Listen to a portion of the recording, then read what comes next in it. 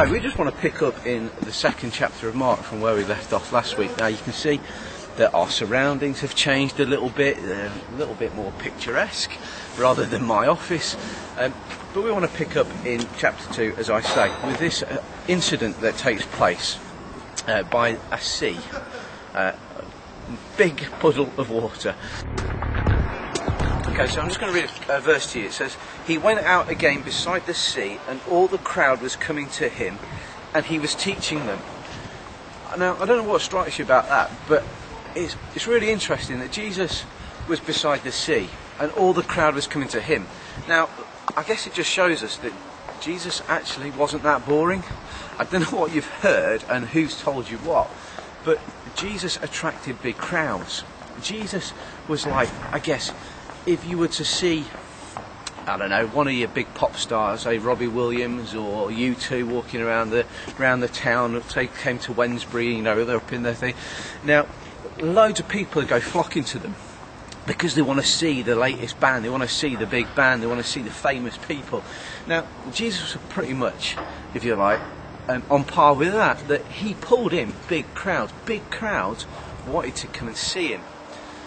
Now, I wonder, actually, is Jesus drawing your attention? Is he, with the things that you're hearing week after week, with the things that maybe has been read to you from the Bible, or what you read for yourself in the Bible, is Jesus drawing your attention, and is he capturing your gaze?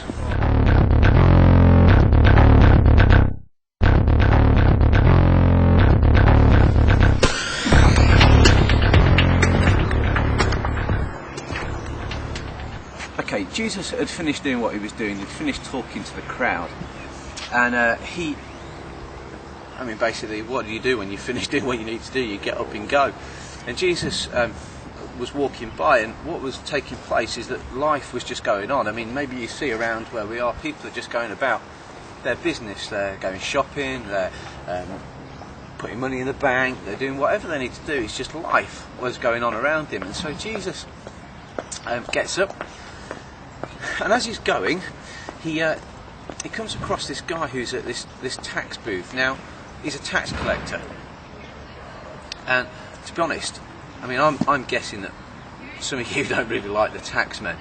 Well, there's no different in Jesus' day. The taxmen were scum. They were looked down upon. They were hated.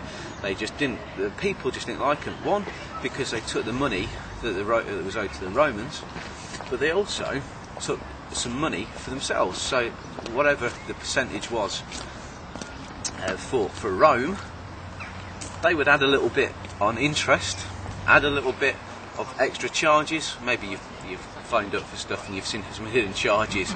Well, the same principle applied with these tax collectors. They had hidden charges, and so the amount that they would collect was phenomenal. These were rich men, but they were scum. People didn't like them.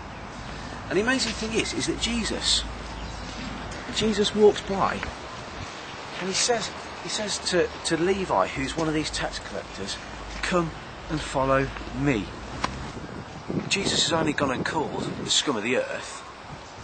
You couldn't believe it. People couldn't believe it. The Pharisees. Now, you maybe heard me mention the Pharisees before. These are like self-religious, self-righteous, like pompous, arrogant pricks. All right, they're horrible men that think they're cut above everybody else.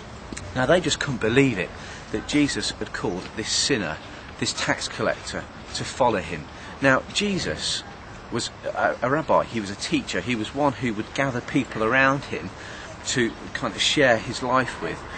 And so, in what Jesus was doing, he was calling the scum of the earth, to come and follow him. Brilliant move by Jesus to catch the Pharisees off guard. But it's amazing, isn't it, that Jesus doesn't call the self-righteous. He doesn't call those that think they've already got it. He calls those who know that they haven't got it, and that actually are sinners. What we mean by sin is those that are doing wrong, those that are separated from God, those that actually maybe don't even give two hoots. But Jesus was calling the sinners to him. Okay, I just want to finish this one final point with you, really, in that when do you go to the doctors?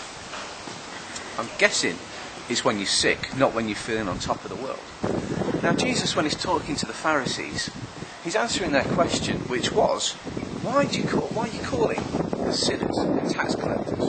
Why are you calling people that are scum of the earth? And Jesus' reply to them is essentially the question that I just asked you. When do you go to who needs a physician? Who needs a doctors? But the person who is sick. And it's not the person who's well. It's not the person who thinks they've got it all together. It's not the person who is completely healthy. Now, what Jesus is essentially saying is that for those who think that they are well and that they have no need of God, that they've not got any stuff in their life that's wrong, there's no need of coming to him, because he can't do anything with you because you don't acknowledge that you need help.